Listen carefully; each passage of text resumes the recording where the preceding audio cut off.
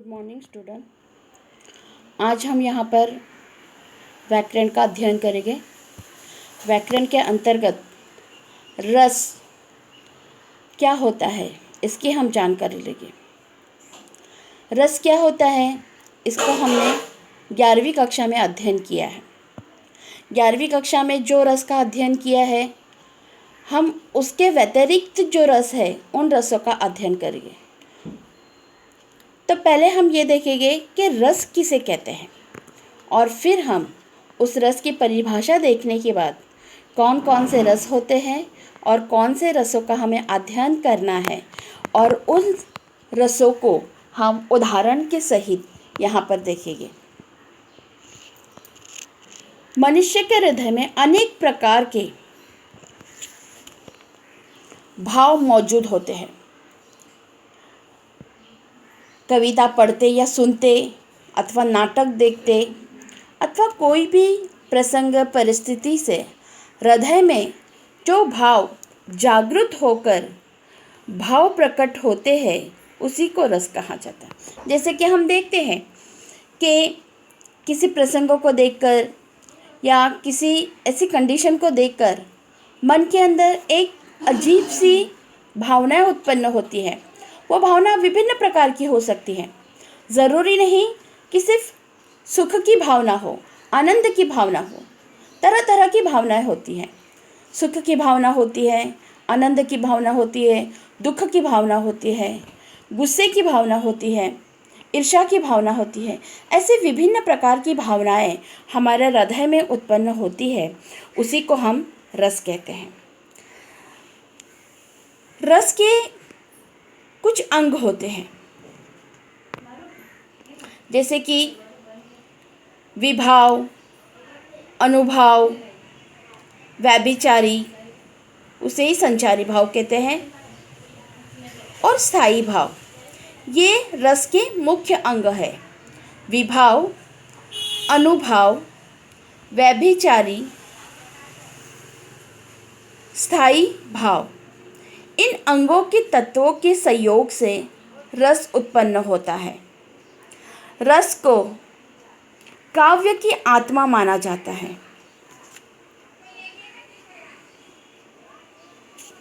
तो हम यहाँ पर साहित्य के अंतर्गत कौन कौन से रस होते हैं पहले हम ये देखेंगे। मुख्य रूप से 9 रस होते हैं और 2 रस और यहाँ पर ऐड किए गए हैं। तो वो 9 रस कौन कौन से होते हैं जो मुख्य होते हैं, जो साहित्य के अंतर्गत उसका अध्ययन किया जाता है, उन रसों को हम देखेंगे। श्रृंगार रस, शांत रस, करुण रस, हास्य रस, वीर रस, रौद्र रस, भयानक रस, विभत्स रस, अद्भुत रस। ये 9 रस साहित्य के अंतर्गत अध्ययन किए जाते हैं, लेकिन कालांतर के बाद यहाँ पर वात्सल्य रस और भक्ति रस को भी यहाँ पर ऐड किया गया है। तो इस तरह से कुल मिलाकर यहाँ पर 11 रस होते हैं। इनमें से कुछ रसों को हमने 11वीं कक्षा में देखे हैं, इसलिए उन रसों के व्यतिरिक्त जो रस है उन रसों का अध्ययन हम करेंगे।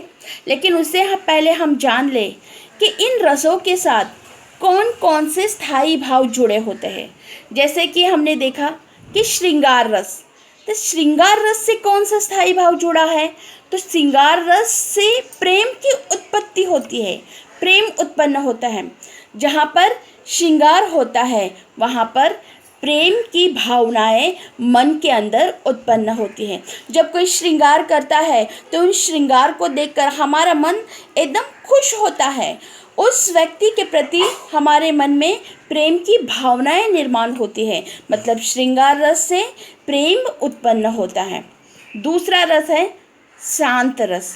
शांत रस से हमारे मन के अंदर शांति की भावना उत्पन्न होती है, जहाँ पर सब कुछ शांत होता है, एकदम वातावरण शांत होता है, ऐसा स्थायी भाव, स्थान, शांति का भाव निर्माण होता है। करुण रस, जिस रस से मन के अंदर शोक उत्पन्न होता है, दुख उत्पन्न होता है, नाराज़गी उत्पन्न होती है, ये करुण रस की स्थायी भावना है कि मन के अंदर जब किसी को दुख, किसी ऐसी करुण स्थिति को देखकर अचानक मन में दुख निर्माण होता है, शौक निर्माण होता है, नाराज़गी निर्माण होती है। उदाहरण के तौर पर किसी की मृत्यु को देखना, किसी अपघात को देखना, जहाँ पर हमारे मन में अपने आप ही शौक, दुख अथवा नाराज़गी उत्पन्न होती है। हास्य रस, हास्य मतलब चेहरे पर हंसी आना, हास्य आना, सुख की अनुभूति होना। जैसे हम कॉमेडी पिक्चर्स देखते हैं तो अपने आप ही हमारे मन में, हमारे हृदय में हास्य की उत्पन्न होता है, खुशी उत्पन्न होती है, चेहरे पर मुस्कान आ जाती है। मतलब किसी ऐसी स्थिति को देखना कि जहाँ पर हंसने जैसा माहौल हो तो मन में हास्य निर्माण होता है, हास्य रस की निर्मिति होती है। वीर रस, वीर रस उत्साह की भावना निर्माण होती है। जैसे हमारे वीर सैनिक सरहद पर लड़ाई लड़ते हैं तो उन्हें देखकर हमारे मन में भी उत्साह की भावना निर्माण होती है। उन वीरों को देखकर मन के अंदर एक उत्साह निर्माण होता है कि ये हमारे भारत के वीर हैं। ऐसे वीर जवानों को देखने के बाद मन के अंदर, हृदय के अंदर उनके प्रति आदर की भावना, उत्साह की भावना निर्माण होना, मतलब वीर रस होना। छठा है रौद्र रस। रौद्र मतलब एक भयानक सा रूप देखना, क्रोध उत्पन्न होना, गुस्सा निर्माण होना, ऐसी स्थिति को रौद्र रस कहते हैं। भयानक रस मतलब जैसे कि भय निर्माण होना, डर निर्माण होना। जब हम कोई हॉरर फिल्म देखते हैं, किसी भयानक पिक्चर्स को देखते हैं भूत प्रेत की, और उसे देखने के बाद हमारे मन में डर पैदा होता है, वहाँ पर भय निर्माण होता है, तो वहाँ पर भयानक रस कहते हैं। विभत्स रस, विभत्स रस मतलब घृणा निर्माण होना, नफरत निर्माण होना। किसी ऐसे व्यक्ति को देख लेना कि जिसे हम पसंद नहीं करते हैं और उसे देखते ही नफरत पैदा होना, घृणा पैदा होना मन के अंदर, हृदय के अंदर। अद्भुत रस, अद्भुत मतलब आश्चर्य, कि ऐसी कोई चीज़ देखना कि जो कभी हमने पहले देखी नहीं थी, या उसे देखकर मन में अनेक तरह के सवाल पैदा होना कि ये कैसे बनी है, किसने बनाई होगी, किस तरह से इसका निर्माण हुआ है। और ऐसी बातों को मन के अंदर आश्चर्य पैदा होता है तो उसको अद्भुत रस। जैसे कि उदाहरण के तौर पर हम देख सकते हैं कि दुनिया के जितने भी अजूबे हैं जो हम नहीं जानते कि ये कैसे निर्माण हुए हैं, किस तरह से निर्माण हुए हैं, अथवा जो निर्माण हुए हैं लेकिन वो कैसे निर्माण हुए हैं, उनकी कलाओं को देखकर, उसकी कारीगरी को देखकर मन के अंदर आश्चर्य निर्माण होता है। उदाहरण के तौर पर ताजमहल को देखकर आश्चर्य निर्माण होता है कि इतनी बड़ी वहाँ कलाकृति है कि जिसे देखकर मन आश्चर्यचकित होता है। वात्सल्य रस मतलब ममत्व, माँ की स्नेह का, माँ की प्यार का रस। जो माँ अपने बच्चों से ममत्व करती है, वात्सल्य देती है, उसे दुलारती है, वहाँ पर ममत्व का प्रेम। ज़रूरी नहीं कि ममत्व मतलब सिर्फ माँ का प्रेम, पिता का प्रेम, भाई का प्रेम, अनेक तरह के प्रेम होते हैं। तो जहाँ पर वात्सल्य है, हमारी चिंता की जाती है, हमारे प्रति स्नेह की भावना उत्पन्न होती है, ऐसे वात्सल्य रस, ममत्व स्थायी भाव है उसका। भक्ति रस, भक्ति रस मतलब भगवान के प्रति की हुई आराधना को हम भक्ति रस कहते हैं। निश्चल मन से, मन के अंदर किसी तरह का कोई छल कपट नहीं, निश्चल भाव से की गई जो भक्ति होती है, और वहाँ पर उस भक्ति को करने के बाद हमारे हृदय को शांति मिलती है, हमें एक अच्छी फीलिंग्स होती है, तो वो होती है भक्ति रस। तो इस तरह से हम यहाँ पर 11 रस का मतलब परिचय लिया है। लेकिन ये जो 11 रस है, इन सभी 11 रसों का हमें अध्ययन नहीं करना है। हमने जो 11वीं कक्षा में अध्ययन किए गए हैं उन रसों के व्यतिरिक्त हमें अध्ययन करना है। तो देखिएगा हमें किन किन रसों का 12वीं कक्षा में अध्ययन करना है। तो 12वीं कक्षा में हमें श्रृंगार रस, शांत रस, रौद्र रस, विभत्स रस, अद्भुत रस और भक्ति रस का अध्ययन करना है। मतलब हमें इस 12वीं के वर्ष में 6 प्रकार के रसों का अध्ययन करना है और इसके व्यतिरिक्त जो रस है वो हमने 11वीं कक्षा में अध्ययन किए हैं। इसलिए 11वीं कक्षा के जो अध्ययन किए हुए रस है वो 12वीं कक्षा में नहीं करने हैं और ना ही उन रसों को 12वीं कक्षा के परीक्षा में पूछा जाएगा। इसलिए आपको सिर्फ इन 6 रसों पर ही अपना ध्यान केंद्रित करना है। श्रृंगार रस, शांत रस, रौद्र रस, विभत्स रस, अद्भुत रस और भक्ति रस का अध्ययन करना है। तो आज एक ही दिन में हम इन सभी रसों का अध्ययन नहीं करेंगे, हम 2-2 रसों का अध्ययन करेंगे।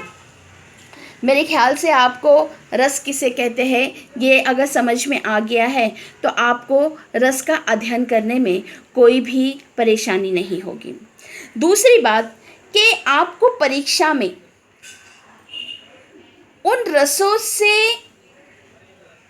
रिलेटेड जो उदाहरण है उन उदाहरणों को दिया जाएगा। सिर्फ आपको उन उदाहरणों को पढ़ने के बाद किस तरह की भावनाएं मन में निर्माण होती हैं, हृदय में कौन सा भाव निर्माण होता है, तो आपको वहाँ पर फिर लिखना है कि ये उदाहरण इस रस से रिलेटेड है अथवा उस रस का वहाँ पर आपको नाम लिखना है। आपको किसी तरह के उदाहरण नहीं लिखने हैं, ना ही कविता की पंक्तियाँ लिखनी है, ना ही आपको काव्य की रचना करनी है।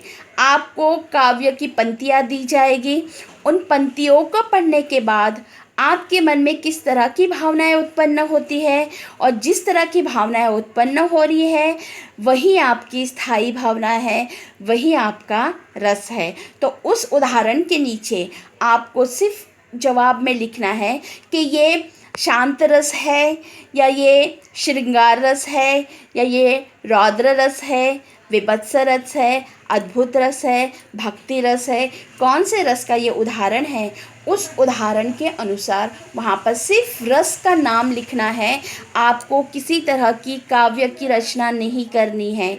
आपको पहले से ही वहाँ पर काव्य की कुछ पंक्तियाँ दी जाएगी उदाहरण के स्वरूप में, आपको उसको ठीक ध्यान से पढ़ना है और उसका संबंध किस रस से लगाया जा रहा है वो आपको सिर्फ लिखना है। मैं आपसे बार बार कहती हूँ क्योंकि बहुत से बच्चे यहाँ पर गलतियाँ करते हैं, उनको समझ में ही नहीं आता कि इसका क्या मतलब है। ना ही किसी प्रकार का आपको उस काव्य का अर्थ लिखना है, कुछ भी नहीं करना है, सिर्फ अर्थ अपने आप को समझ लेना है और उस अर्थ को समझने की बात आपको वहाँ लिखना है कि ये किस रस का उदाहरण है।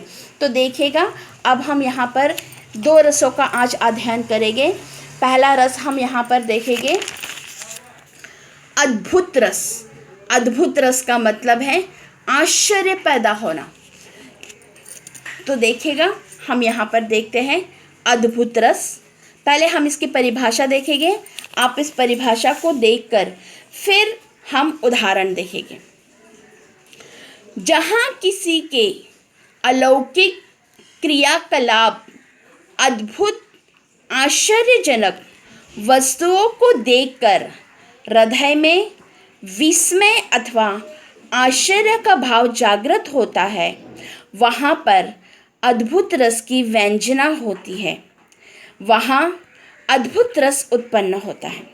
देखिएगा फिर से एक बार, जहाँ किसी अलौकिक क्रियाकलाप अद्भुत आश्चर्यजनक वस्तुओं को देखकर हृदय में विस्मय अथवा आश्चर्य का भाव जागृत होता है, वहाँ अद्भुत रस की व्यंजना होती है।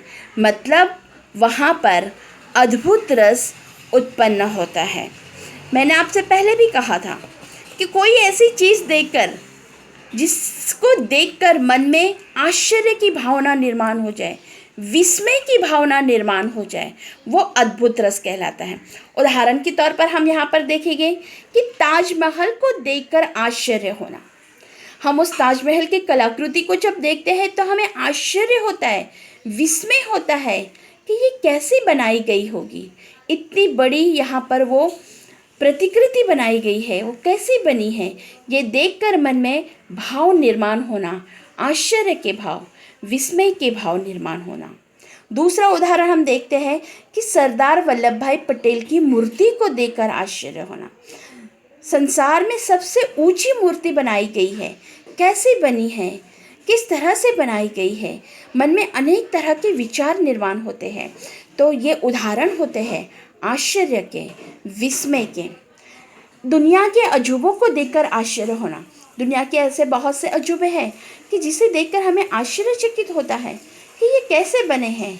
वहाँ पर अद्भुत रस की निर्मित होती है जो कल्पना के परे होते हैं। मतलब हम कल्पना भी नहीं कर सकते कि ये क्या चीज़ है, कैसे है, तो कल्पना के परे होते हैं। उसे देखकर विस्मय, आश्चर्य होता है, वहाँ पर अद्भुत रस की उत्पत्ति होती है। मेरे ख्याल से आपको समझ में आ गया होगा कि अद्भुत रस किसे कहते हैं। कभी कभी ऐसा होता है कि हम रास्ते में चल रहे होते हैं और अचानक सांप को देख लेना या कोई ऐसा घटना देख लेना कि जो कभी हमारे मन ने सोची भी नहीं थी, हमने कल्पना भी नहीं की थी, फिर भी वो हमारे सामने आ जाती है। विस्मय निर्माण होता है, आश्चर्य निर्माण होता है, मन के अंदर एक अलग तरह का यहाँ पर आश्चर्य होता है, तो उसे अद्भुत रस कहते हैं। तो देखिएगा, हम पुस्तक के अंदर जो उदाहरण दिए हैं उस उदाहरण के स्वरूप में देखेंगे। आप पेज नंबर 22 निकालिएगा, वहाँ पर आपको रस दिए गए हैं। तो देखिएगा, हम देखते हैं कि अद्भुत रस कैसे उत्पन्न होता है। यहाँ पर जो मैं अब उदाहरण लूँगी उस उदाहरण का मैं आपको अर्थ बताऊँगी ताकि आपको समझ में आ जाए कि हाँ, ये बातें विस्मय पैदा करने वाली, आश्चर्य पैदा करने वाली। लेकिन आपको उन काव्य का अर्थ नहीं लिखना है, उस पद्यांश का, उस कविता का अर्थ नहीं लिखना है पेपर में। आपको परीक्षा में केवल उस उदाहरण को ध्यान से पढ़ना है और उसे पढ़ने के बाद आपको किस तरह की फीलिंग्स आपके मन में, आपके हृदय में आई है, तो वो आपका रस होगा। तो देखिएगा, उदाहरण देखते हैं। एक अचंभा देखा रे भाई, एक अचंभा देखा रे भाई, ठाड़ा सिंह चरावे गाई, पहले पूत पाछे माई, चेला के गुरु लागे पाई। अब आपको इसका अर्थ मालूम होना चाहिए। जब आपको अर्थ मालूम होगा तब रस की उत्पत्ति होगी। तो इसका अर्थ क्या है देखिएगा। एक अचंभा देखा रे भाई, अचंभा आश्चर्य, मैंने जगत में एक आश्चर्य देखा है।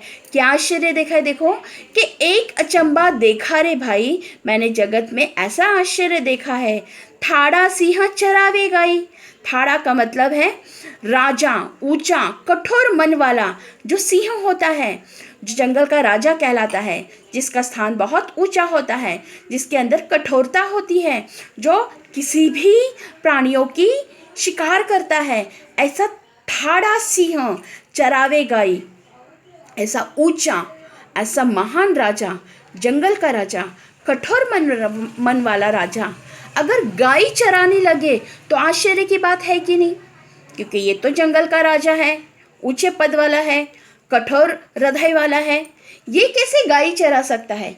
लेकिन यही सिंह अगर गाय चराते हुए नजर आ जाए तो हमें आश्चर्य होता है कि ये कैसे हो सकता है कि सिंह गाय चरा रहा है। इस प्रसंग को देखकर मन के अंदर विस्मय पैदा हो रहा है, आश्चर्य पैदा हो रहा है। पहले पूत पाछे माही, पूत का मतलब पुत्र और माई का मतलब माँ। जब कभी ऐसा होता है जीवन में कि माँ से पहले पुत्र की मृत्यु हो जाना, क्योंकि पुत्र तो माँ से छोटे होते हैं और ऐसी छोटी उम्र में माँ से पहले पुत्र की मृत्यु हो जाना, क्योंकि माँ तो बूढ़ी हो चुकी है, फिर भी माँ की मौत नहीं है, माँ को मरण नहीं आया है, उस माँ के मरने से पहले उसके पुत्र की ही मौत हो गई है, तो हमें आश्चर्य होता है। हम कहते हैं अरे बेचारा कितनी कम उम्र में मर गया, जबकि उसकी बूढ़ी माँ तकलीफ सह रही है। तो ऐसी स्थिति में मन के अंदर एक तरह का आश्चर्य निर्माण होता है कि माँ बूढ़ी है फिर भी उसको मृत्यु नहीं आई और जवान बेटा माँ से पहले ही मर गया। इसलिए पहले पुत पाछे माई, मतलब पहले बेटे की मृत्यु, पाछे मतलब बाद में माँ की मृत्यु।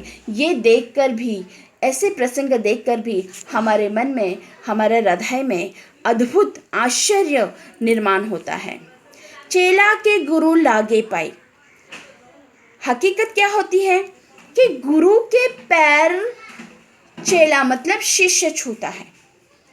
हमेशा गुरु का आदर देना, मान सम्मान देना, उसके पैर छूना, ये शिष्य का कर्तव्य होता है। लेकिन यहाँ पर कहा गया है चेला, चेला मतलब शिष्य, शिष्य के गुरु लागे पाई, मतलब जो गुरु होते हैं, जो शिक्षक होते हैं, वे अपने शिष्य के पैर लग रहे हैं, अपने शिष्य के, अपने चेले के पैर छू रहे हैं। इसलिए यहाँ पर कहा गया है चेला के गुरु लागे पाई, मतलब ये नहीं होना चाहिए कि गुरु चेला के पैर लगे, लेकिन यहाँ पर हो रहा है कि गुरु चेला के पैर छू रहा है। मतलब ये आश्चर्य की बात है, विस्मय की बात है, और इसीलिए यहाँ पर आश्चर्य, विस्मय, अद्भुत रस की निर्मित हुई है। मेरे ख्याल से आपको ये उदाहरण ठीक से समझ में आ गया होगा कि किस तरह से यहाँ पर आश्चर्य की बातों को दिया गया है, और इन बातों को देखने के बाद, पढ़ने के बाद एक अद्भुत, एक विस्मित, एक आश्चर्य की निर्मित होती है। मतलब ये आश्चर्य रस कहलाता है, अद्भुत रस कहलाता है। दूसरा उदाहरण हम यहाँ पर देखते हैं इसी का। बिनु पग चले सुने बिनु काना, कर बिनु कर्म करे विधि नाना, आनंद रही सकल रस भोगी, बिनु वाणी वक्ता बड़ जोगी। मतलब बिनु पग चले, बिना पैर के कोई चल सकता है क्या? हम सोच ही नहीं सकते कि बिना पैर के कोई व्यक्ति चलता है। सुने बिनु काना, बिना कान के कोई सुन नहीं सकता। जिनके पैर नहीं होते वो अपाहिज होते हैं, जिनके कान के पर्दे फट जाते हैं वो बहरे होते हैं। लेकिन यहाँ पर कहा गया है कि बिना पैर से भी ये व्यक्ति चल रहा है, बिना कान से भी ये व्यक्ति सुन रहा है। कर बिनु कर्म, बिना हाथ की से भी ये कर्म कर रहा है। कर मतलब हाथ, और कर्म मतलब काम करना। तो बिना हाथ से भी ये काम कर रहा है। विविध नाना, अनेक प्रकार की, अलग अलग तरह की ये जो सारी चीज़ें कर रहा है, बिना अंग के होने के बावजूद भी आनंद रहित सकल रस भोगी, और आनंद के साथ सभी रसों का भोग ले रहा है। किसी प्रकार की कोई चिंता नहीं, कोई कंप्लेंट नहीं कि मेरे पैर नहीं है तो मैं कैसे चलूँ, मेरे कान नहीं है तो मैं